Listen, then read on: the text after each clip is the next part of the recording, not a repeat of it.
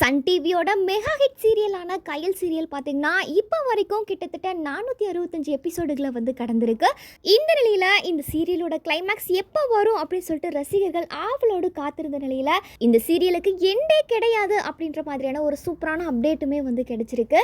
கயல் சீரியலில் எழில் அப்படின்ற கேரக்டரில் நடித்து பல ரசிகர்களோட மனசில் இடம் பிடிச்சவங்க தான் நடிகர் சஞ்சீவ்.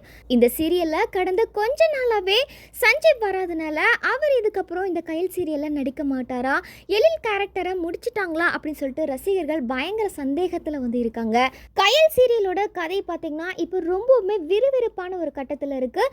கயல் மேலே இருக்கிற கோவத்தில் எழில் வீட்டை விட்டு போயிட்டாரு. இதனால் எழில் வந்து எங்கே போயிருக்காரு, அவரை எப்படி கண்டுபிடிக்கிறது அப்படின்னு சொல்லிட்டு கயல் ஒரு பக்கம் அலைஞ்சிட்டு இருக்காங்க. இந்த சமயத்தில் அவங்களுக்கு உதவியா ஒரு ஃப்ரெண்டா சக்தி அப்படின்ற ஒரு புது கேரக்டருமே என்ட்ரி கொடுத்துருந்தாங்க.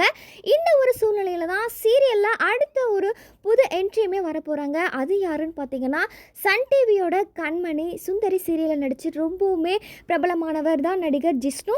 இப்போ இவர் கயல் சீரியலுக்குள்ளுமே வரப்போகிறாராம்.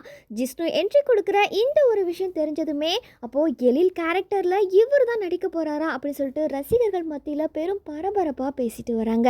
இன்னும் சில ரசிகர்கள் என்ன சொல்லிட்டு வராங்கன்னா, எழில் கேரக்டருக்கு பதிலாக கண்டிப்பாக இவங்க வரல, புதுசாக வந்து சக்தி கேரக்டருக்கு தான் ஜோடியாக இவங்க நடிக்க போகிறாங்க அப்படின்னு சொல்லிட்டு வராங்க. இதுக்கப்புறம் ஜிஷ்ணு எந்த கேரக்டரில் நடிக்க போகிறாங்க அப்படின்றது ஒரு மிகப்பெரிய ட்விஸ்டாகவே அமைஞ்சிருக்கு.